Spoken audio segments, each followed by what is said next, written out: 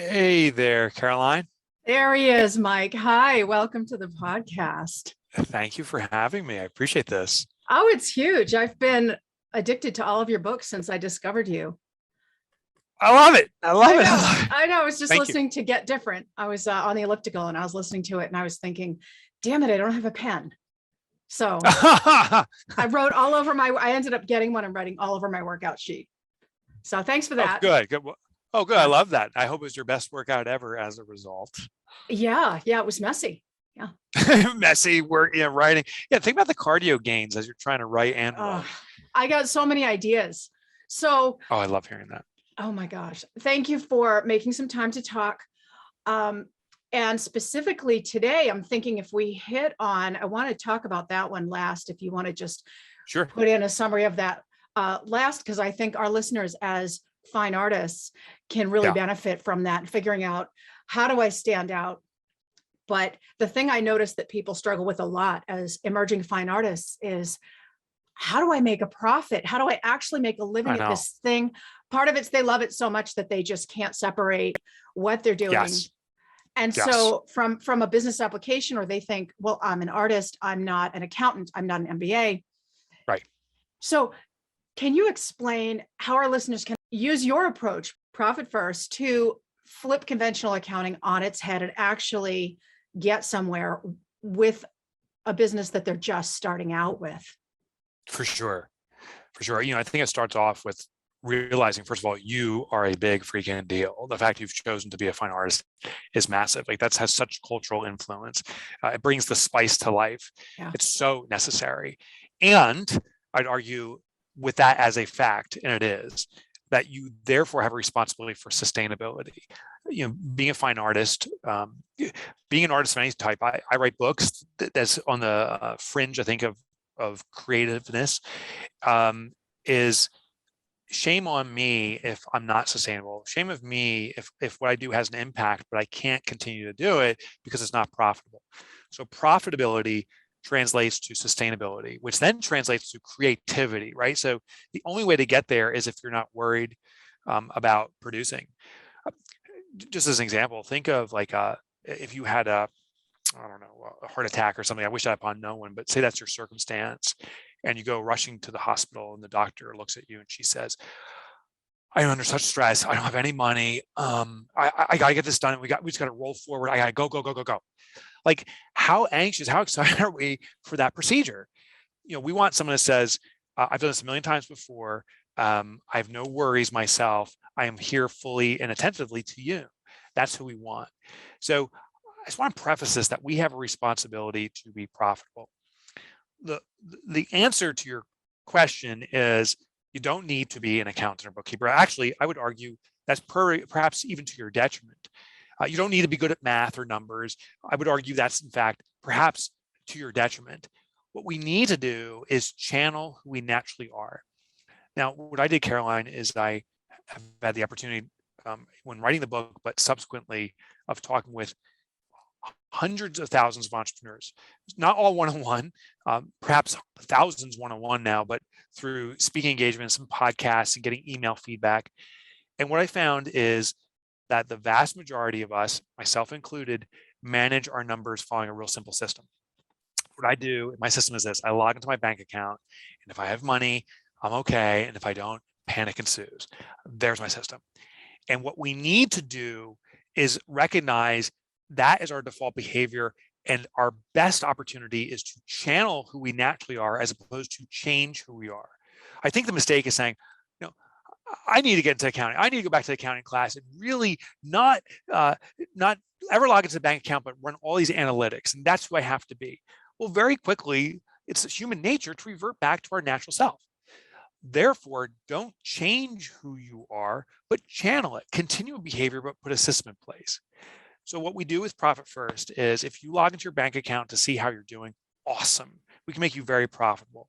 We're just going to make a tweak to the system. We're going to set up multiple accounts at your bank to pre-allocate money toward its intended use. And to your point of flipping the system, what we're going to do is historically profit was a final consideration. When there was any money left, that was for profit, and usually it was at the end of the year, and usually there was nothing there, or there was even worse, the accounting profit, where your accountant says, oh, you made, $10,000 this year, and then you look for it and it's not there. What we do with the system is we're going to take your profit first. So when money comes in through your work, we allocate a percentage of that money to a profit first, hence profit first, into a profit account. We then allocate money toward other intended uses to pay you a salary for the work you do. Reserve money for taxes, because that tax bill is a coming every year. It's inflappable. And then a portion of it goes to the continuance of your work, which is the OpEx account. And simply by carving our money up at our bank account, before you spend a dime, you start having absolute clarity on what's truly available to operate. That is the essence of the profit first system. And I just want to reiterate again, don't change who you are, keep being who you are, but set up a system that channels that to the outcome you want, which is profitability, sustainability, creativity. Yeah, and that's exactly right. I think that a lot of artists start by thinking, well, I'm not really making a lot of money right now. But what I love about your system is if you do one commission or you sell one piece of art, you can do this. You can just, it's okay. And actually, as you said, advisable to start with all these accounts. For the first thing that you sell, put it, if it's $30, put it in there and apply your system to it. It ensures the money's set aside right away. Yes, because it's a percentage-based system, it works for any dollar amount. There is a significant behavioral gain that happens if you implement this from day one, regardless if it's your first commissioned project. What happens is there's a dopamine release when you see that money go into your profit account. And there's other kind of behavioral enforcement mechanisms that kick in. Just to give you a sense of my first commissioned work, the first book I sold, when I launched my very first book, the first day I sold 0 copies. To put context around that, my own mother didn't buy a book that day. My own mom. But admittedly, I was so ill prepared, I didn't tell my mother there was a book for sale. So on the second day, my mom did buy a book, and that was the first income I took. It was $20 was my first commission. But what I did, though, is I took that $20 in my bank account and I carved it up. 10% of that time was going to my profit account. So I had $2 of profit. I will tell you that first experience of having cash in a profit account, even though it was a measly $2, was so empowering. I was like, oh my gosh, I actually have cash here for the intended use of taking care of me, a profit distribution at the end of the year or quarterly. And it felt so empowering.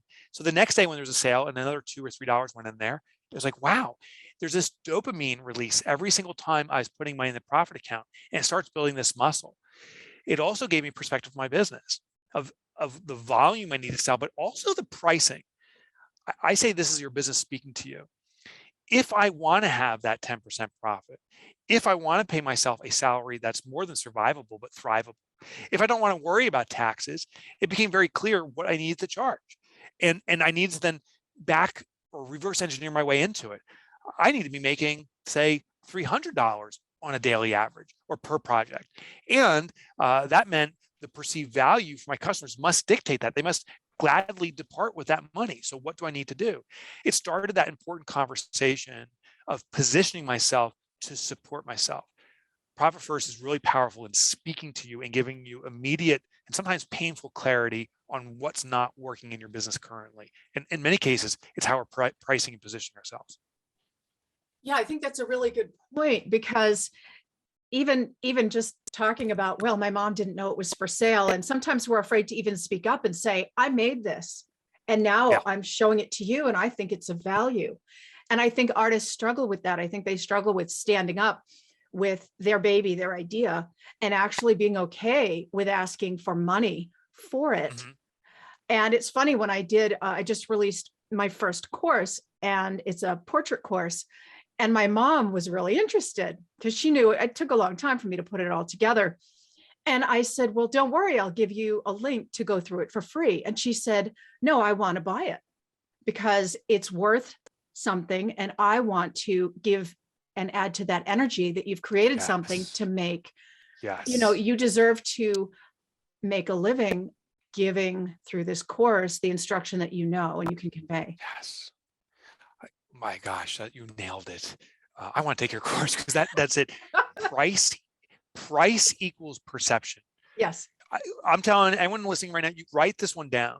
imagine this, Karen. You and I, we sit down and I take out this diamond out of this little bag or something, and I put it down on the table and I say, that is worth $6. Well, what happened in that one little word, two words, $6? Instantly, a perception has been communicated. Oh, this is costume jewelry. It's plastic. It's worthless. But if I went through the exact same process with the exact same item and I put it down and say, this is $6,000, there's an instant shift. Well, this is the real McCoy. This is a diamond. You know, we take out those cheesy tweezers and put it back in that little velvet bag, and we put it in a safe. If we undervalue ourselves, the perception we're putting out there is this is valueless. When people pay a premium for something and see a premium price associated with it, it instantly defines that this is of extraordinary value. And I think that's so critical. People are as vested as they invest.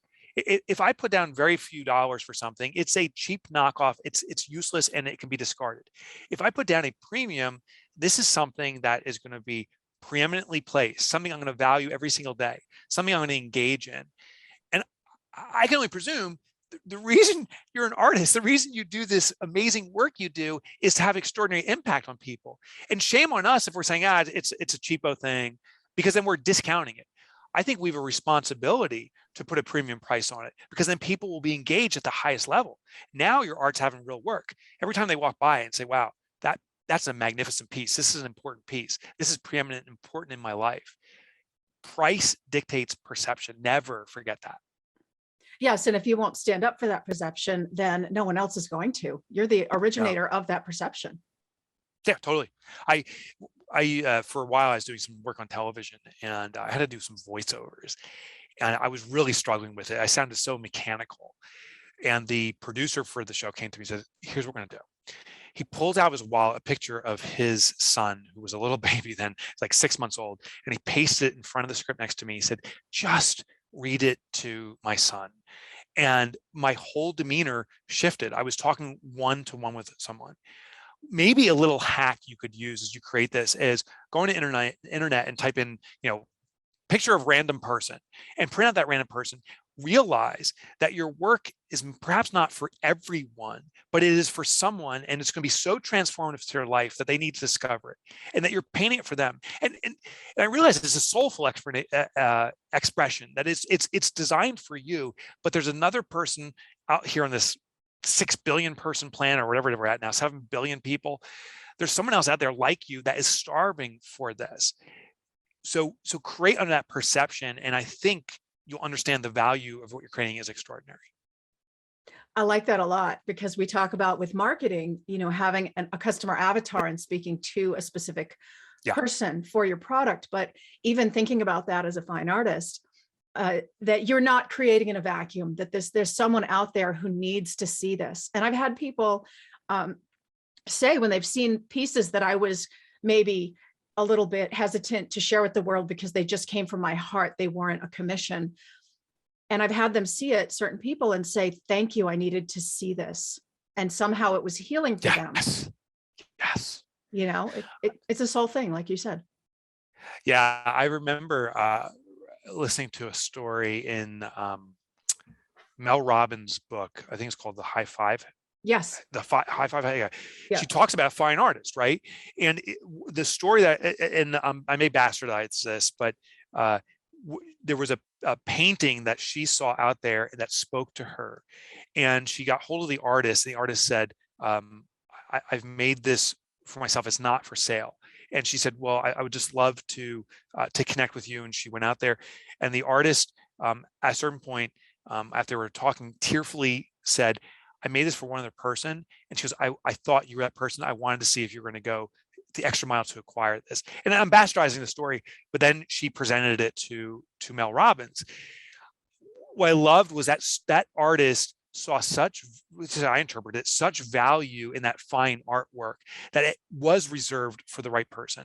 And I think that's how we must see the work that we're doing. You are creating it for someone, and maybe you don't know who that someone is out of the gate, but that someone out there is seeking it and thirsting it. And if you devalue yourself, if you five and dime it, I don't think that's the right approach. I think we need to have that premium positioning on it. So when the right person sees, they say, this is the piece I've been waiting for. And the perception, because of the price, is this artist who created this put such significance and such effort into this that this is the one. That's true. In a way, it's almost like when you're foster care. I mean, I'm going to make an analogy. Something close to my heart is animal rescue. So you're foster caring this animal that is close to your heart. And if you're going to be finding a home for this is your baby, you're going to be not only promoting the animal's virtues to the person considering adoption, but vetting that person and making sure it's a good fit. Correct. Yes. I love that analogy. So we adopt adult dogs ourselves, not foster, we adopt them. So do we. And so we fostered for a while, and it was a very difficult experience because the attachment, the attachment, right? It's like, this one has to be with me too. This one has to be with me. But then when we started seeing that when someone adopted a dog, the transformation in their life, when the right dog matched the right person, that it was the old who adopted who, right? That saying that revolves in our community. That was transformative. And then that became very empowering. That maybe is a great way to see this, is that you're creating something that is intended to be adopted. And our job is to put certain barriers in place to make sure the right person comes, not any person, but the right person comes and acquires it. That's excellent. Thank you. Now, you talk about in your book about the Profit First book. I know you've got 8 books, and I love every one of your works. You're welcome. You talk about helping small business break out of the doom spiral and achieve instant profitability. So what is the doom spiral? Yeah, so the doom spiral is this time for money trap we fall in. So what we do is we create something, a product, a piece of art, and then we try to put in the market, but it's not selling. So then it's like, I got to create some more, and well, it's not selling, so I got to drop the price, and I got to produce more. And what happens is more time, lower price point, which is the total trap. It's what I define as entrepreneurial poverty.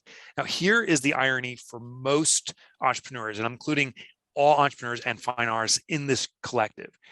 For most of us, what I've experienced and found, and personally have been through, is I start with a vision of often financial freedom and personal freedom. Financial freedom is where I don't worry about bills, that I don't feel that I have to cater to day-to-day survival. I also focus on personal freedom, that I can do what I want, when I want, that I can be self-expressive. But the great irony is, as I create my business, the two things that go away are financial freedom. I'm surviving check by check. I'm panicked, and personal expression. It's all about just cater to whoever, and just work my tail off. That's the doom spiral, is reduce price, higher volume. Listen, Walmart has pulled that one off successfully. And I don't know if we want to be the next Walmart, this high volume, low price point. You're an artist, and I dare say that's the definition of an artist, is someone that does exclusivity, limited production, high value. Just one little vignette. I studied a guy named Peter Lely. He's a fine artist from the 1800s who not only did high production quality, but also was able to pull off high volume. When I wrote my book Clockwork, I talk about how you can bring efficiency. So the funny thing, or the interesting thing, is probably a better choice of words, is that we also can choose not to be the exclusive producer at a certain point. You can make your fine artistry business a true business, when I say true, where you have staff and teammates. What Peter Lely did was he realized that his ultimate talent was the creation of people's faces. But back in these portraits in the 1800s that were from floor to ceiling in castles, that there was a lot of work done on the background scenery and the attire and all this stuff. So what he did was he designed, I think it was about 7 to 10 iterations of different outfits and 7 to 10 backgrounds. And what he would do, instead of doing the full engagement, which took 100% of his time, he would then engage a client, paint their face, which took 20% of his time, and then go back to his studio and have his assistants do the background and the outfits based upon what he had drawn in the past. It was basically a paint by numbers for that component. But for the consumer, it was powerful. They were getting these beautiful pictures of themselves, and they were focused on the face, paying a premium for it, and he was able to increase volume. So we even have that choice, that we don't just increase price, we can increase price and volume if we so choose so. That's an interesting story. I was not aware of him. I'm going to have to look him The up. Windsor Beauties by Peter Lely. All right. And when he says beauties, he's a little bit liberal on the use of that term. I'm not saying his artwork. I'm just saying the people that he was portraying. You judge. So is this method of profit first, is this something that a solopreneur, a non-business person, can do from the very start, as we said, is a good idea? Or should someone with a new business wait for any reason to apply it? Should they open up these bank accounts? When do they open up 5 bank accounts plus 2 more at another bank? Yeah, so it does sound a little bit arduous when you hear the steps you need to take. But the reality is a small business not only can do it, I would mandate that a brand new startup starts with the full implementation. Because here's why. We now have over 600,000 businesses that have implemented Profit First. Many are solopreneurs. Some are bigger businesses. The ones who started with Profit First didn't know better, and they implemented the system fully, and that's how they defined their business. They were wildly profitable, consistently profitable from day one, because that's what the system shows. It was interesting. It was businesses that hadn't implemented Profit First that now are trying to integrate it, and they had to unwind bad habits. So as a solopreneur, that's how I started it. As a business that had 0 revenue coming in, that's how I started it. I just went to the full implementation. And the book tells you what the full implementation is, the percentages and so forth. And by doing that, I didn't know better, and my business very quickly adjusted to live accordingly. And to your point, if your first commission project is $30, you can run Profit First. You can run Profit First if you only make $1 a year. So you can start it immediately. I just challenge your listeners to get your butt to the bank. Once you read the system, get your butt to the bank and set those accounts. This is not something that can be done on a spreadsheet or an accounting system. I mean, theoretically, logically it can, but it doesn't set up that behavioral intercept. If your tendency is like mine to log into your bank account, the system must reside there because that's where we go. If you don't read your accounting statements and so forth, to set the system up on your accounting statements is of no value because you're not looking at that. It must intercept your behavioral path.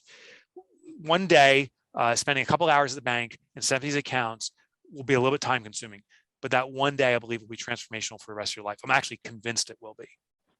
I think it will be, actually. And I went ahead and did the same thing because I thought, well, I heard the book, I listened to it audio first, and I fell in love with it. And I thought, well, I definitely want to talk to this guy. And then I thought, well, I can't talk to him unless I actually do the legwork instead of saying, well, open the accounts next month, whatever. So I immediately, and I had several bank accounts, but I thought, okay, I need 5 more. Yeah. And I had several banks. And what's interesting is in the beginning of my career as an independent artist, I had separate bank accounts for different things. And then I got involved with a particular investor who was trying to, work on retirement funds. And he was very opinionated, and he said, get rid of all these bank accounts, get rid of it. And he wanted me to consolidate everything. And at the time, this was years ago, and I did. And you know what? It really messed me up. Yeah. So I migrated back towards this, and I had a tax account and one other account. It was just for income. But I went and I found a place that would help me to do, according to the book, open the other 5 accounts. Yeah, nice. And I finally have tax money set aside. And nice. I it feels good, right? It's incredible. I finally am not, even if I need to add to it, I finally have a repository that's separate. And I finally have an OpEx account, which was the piece that I was missing, so that I can separate when I pay the family money from the income. I can separate it from the money I need to keep the business going. And so the family never sees that because it's necessary to keep the accounts open that the business runs on. My passion is behavioral psychology, and I'm not versed in it in the traditional sense. I didn't go schooling for it, but if you can see the books behind me, that top row is almost all behavioral books. Back at my other office too, it's my home office, and there's many concepts that play out in Profit First into our natural behavior. One in the tax money is, I think, one of the most fascinating. It's a concept called loss aversion. So if I gave you, say, $50 and I said, hey, Caroline, here's $50. And then you're like, oh, thanks. I say, well, hold on. Give me $20 back. You'd be like, okay, weird and uncomfortable. And now I only have 30. That's loss aversion. We gain and then we have pulled from us. Conversely, if I just said, hey, Caroline, good to see you. Here's $30. And you're like, okay, I'm like, it's yours. And you're like, oh, cool. There's a reward mechanism. With taxes, what happens is our business earns money. And at the end of the year, that long, sticky fingers of the government pulls the money out. And we experience loss aversion. We're like, those bastards are taking money from me. And sometimes our accountant even says, well, spend more money so you don't have to give it to them, which is actually pretty risky and asinine. But that's what we're told to do. And then as a natural response is we become very protective of losing.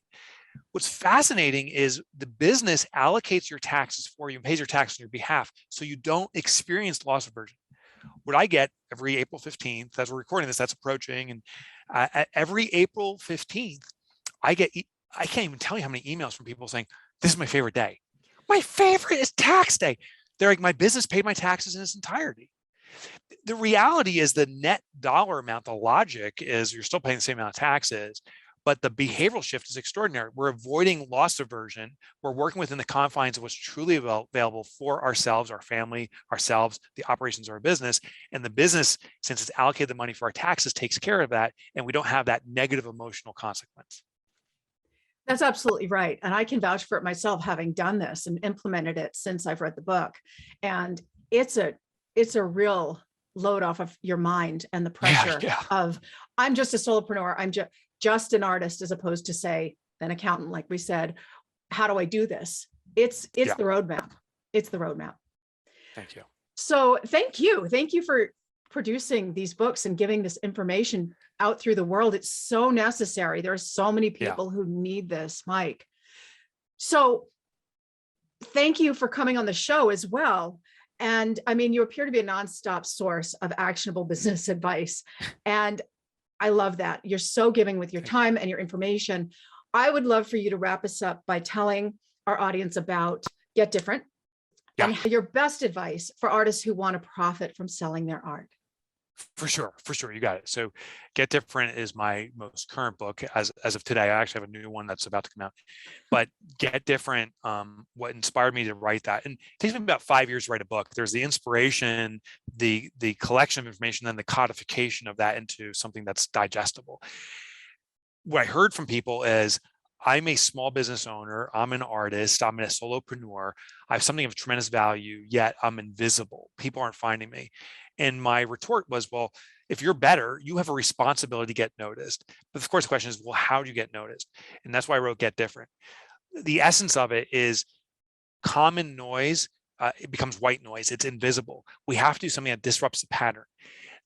The risk here is that people here Get Different, like, oh, you mean have to be outrageous or goofy or that. No, I'm just saying you have to break the common noise. It's usually an amplification of who you naturally are. Put yourself out that way. Well, I'll give you an example of how an artist could do this, because I just worked with a photographer, so this is loosely connected. He did these portraits that were just phenomenal. And I said, what makes the portraits significant? He says, I try to give the person's history. I interviewed the person for hours before taking their pictures, so their history is presented through the photograph. But we said, how do we amplify that? And what we did was, he actually took these interviews and we took notes, and in the line of the clothing, in a micro text, he started actually typing in their story, their history, where they grew up, what their life was like, but it was invisible to the naked eye. You'd have to take a magnifying glass. Well, this became so different, so unique, that the marketing was implied. People were bragging about their unique photographs and how no one else does this, and the word started getting out.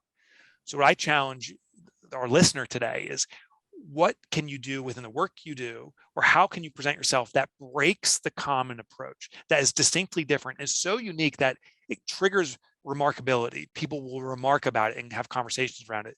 That is the first step, and perhaps the biggest step, to being different, getting noticed, and getting the business you deserve.